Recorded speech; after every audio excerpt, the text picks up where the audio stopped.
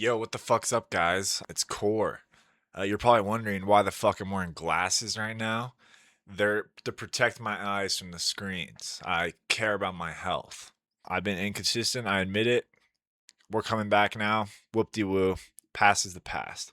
This video is about, obviously, 5 reasons of why you're not putting any muscle on and solutions to help with that. So let's just get into it because I'm not trying to waste your fucking time nor mine. Boom. Corr's Quick Elite Ball Knowledge Supply Drop. Bang. Fire fucking name. Let's get into that shit. Are you struggling to put on fucking muscle? Are you some little skinny little nerd that can't put muscle on? Or vice versa, you're a fat chud and you can't put muscle on even though you should be able to because you're fat, but this video's for you. Or if you're an experienced lifter and you just hit a plateau and you just need an answer, this video's for you. So bang, let's get into this shit now. These are the 5 reasons. 1, improper fuel. Obviously not this picture, but reasons that people don't put on muscle is they don't fuel their bodies correctly. At the end of the day, you have to treat your body like a machine, or think of it like your car.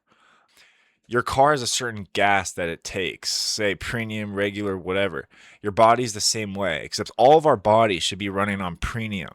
And what I mean by that is good sources of food and energy and things like that.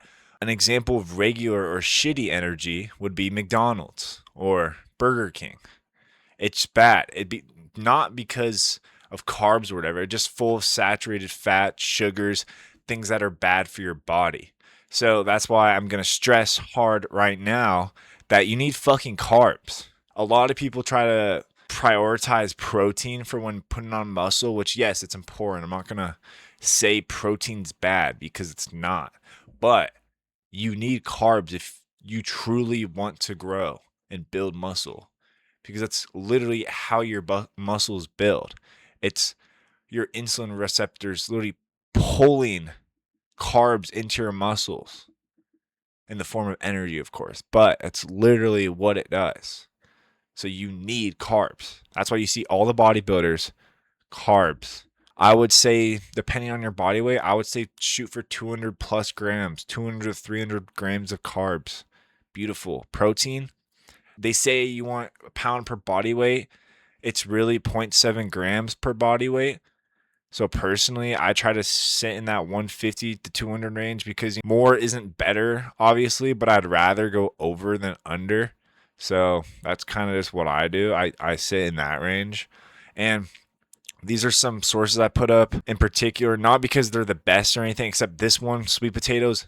It's the best fucking carb source. If you want a clean fuel, that's a carb, and you actually feel great and energized, especially in a deficit and a surplus, fucking sweet potatoes, bro. Change your life.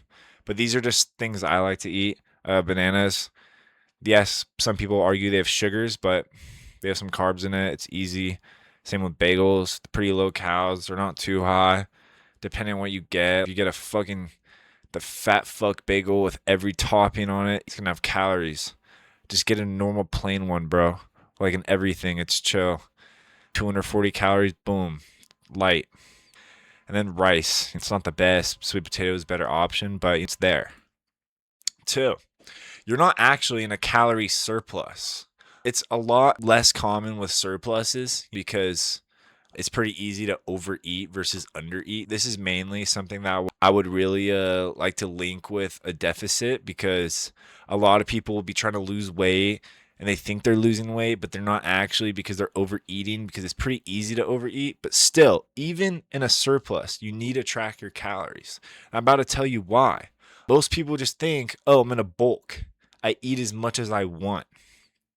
No, that's not how that works. We don't just start eating everything in sight. Trust me, I've done this before. Yes, you will put on muscle doing that. If you get all these fucking hundreds of grams of carbs and proteins and fats and all that, you're going to put on muscle. But you're also going to put on a whole lot more fucking fat. And then when you have to go back into deficit, It's just a long time to shred down, and you'll shred muscle. And it's just not a fun equation when you can just do it a smarter way, which is this. Instead of eating 2,000 plus calories in your bulk, try to aim for a 400 calorie surplus. Say your maintenance is 3,000 calories, eat 3,400 a day. Maybe say you do cardio, you can maybe even bump that to 3,600. You don't need to eat 5,000 calories in a day. It's just not necessary whatsoever. And then let me show you how the caloric equation works. Boom, we have Wiz Khalifa here. I'm going to give you guys a little analogy. Wiz Khalifa, go. He loves za. These are all of Wiz Khalifa's J's. 1, 2, 3, 4, 5, 6. He operates on these 6 J's a day to work. If one of these J's were to be removed, Wiz Khalifa would freak the fuck out because now his tolerance is going to get lower because he has less weed. His body needs those 6 J's, but now has 5. So what does his body do? It goes into his stored za reserves to grab more. But if you give him that J back, his body goes back to normal. But if you give him more, if you give him excess, not too much, just another J and some Khalifa Kush, boom, he's extremely happy. And that's how your bulk should be. You should just be putting a little bit more, not a whole lot. You notice how we didn't give him 6 more J's and 2 Khalifa Kushes? No, we give him 1 J, 1 Khalifa Kush because he doesn't need that much more. Because if he gets that much more, we're just going to fucking, I don't know. Weed's a bad example, but for if it was food, he'd be fat. So, boom. Let's get into 3. You aren't getting enough frequency. What do you mean by this? With my confusing pictures, you just see a frequency signal like we're in science class and some weights. What I mean is you aren't hitting your muscles often enough. Someone who brought this to light in the TikTok community that a lot of people commonly refer to is his name, Jacob. I think it's Orchester. I forgot his last name. It's botched. I'm sorry. I could spot him in a crowd though, and that's what matters. Don't attack me in the comments. But he brought this to light for a lot of people. I had the privilege of already knowing it, but what he essentially came out and said, and what is true, is the more often you hit certain muscles, and muscles in general, the faster they'll grow, essentially. And this is a little diagram I made. These are muscles that literally require high frequency to grow. If you're like these muscles, meaning require, you can still grow hitting these 2 times a week, but you get more out of your training if you were to do 3. You just get more. Ones you should already be doing 3 times a week. And if you're not already, implement it immediately. This is something that you can, the other things I'm giving you, it's just my advice from my personal opinion. And you can choose what to do with the information. But there are certain things where I'm going to tell you, you need to do this 3 times a week. These are things you need to do 3 times a week. And if you're not, you're missing out on a lot of growth. But these are what the things I recommend. Chest. Hitting chest 3 times a week, you'll see chest gains like never before. And I've done it personally. It blew my chest up. Deltoids, another muscle group that you should definitely do 3 times a week. Mainly your sides. Your rear, some could argue 2 times a week, but sides, 100%, you want to do it 3 times a week. And then same with your lats. These muscles can take a lot of, they can just take a beating. The lats, they can take a lot. So we're going to go into your 4. Your recovery sucks shit. Some people will say, oh, my job makes it so I can't sleep, whatever it is. Or say you're already getting enough sleep. I don't care. You need at least 8 hours. Just simple as that. If you get less than that, you're missing out on a whole lot of fucking gains. And if this means that you have to turn off your TV show a couple hours earlier at night and open a book or some shit, whatever makes you fucking fall asleep, then do it. It's just a sacrifice you have to make to get what you want. No one said this shit would be easy. Then on top of that, you should be taking some form of supplements. I believe creatine is mandatory because it's literally just at least I think it's like 4 to 6 pounds of lean mass per year just on the table, or 3 pounds, I don't know, some shit like that. If it's over a pound of lean mass in a year, you should be taking the supplement, especially when it has zero negative side effects. Yes, so you need supplements like creatine.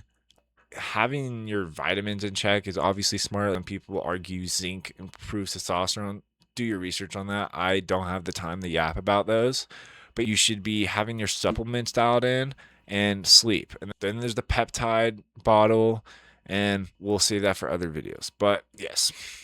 5, review your workout split. Some of you guys have the most bullshit workouts ever, and you have everything done right. You have your diet locked in, your sleep, your just everything dialed, and you're not growing because you're doing 8 sets of 12 reps or 4 sets of 16 reps, whatever it is. You're not gonna grow. You're just not.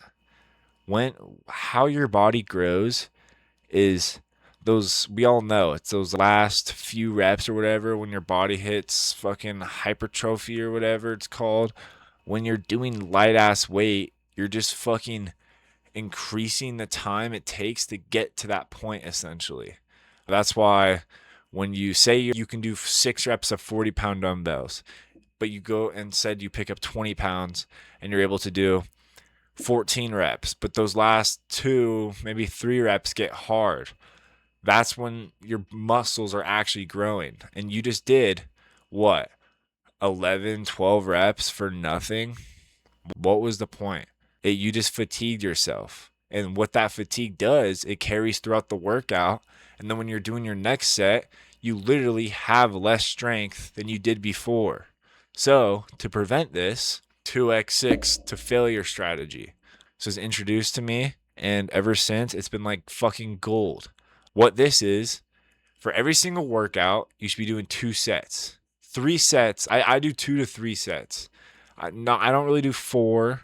Depends. Sometimes if it's a leg day, I'll do it for my quads or maybe for my back on a lat pull down. Like I said, some of those muscles that can take more of a beating. But mostly my baseline is 2 sets and then the occasional 3s and 4s. But you should be aiming for 6-ish reps, and you want to be failing on that 6th or 7th rep. You don't really want to get into that 8 to 9 zone. I mean, 8 is like the max. And once you get to 9, it's like, all right, you're kind of just wasting your time. But you want to be able to at least be doing at least 4 reps and at the most 8 reps with heavy fucking weight.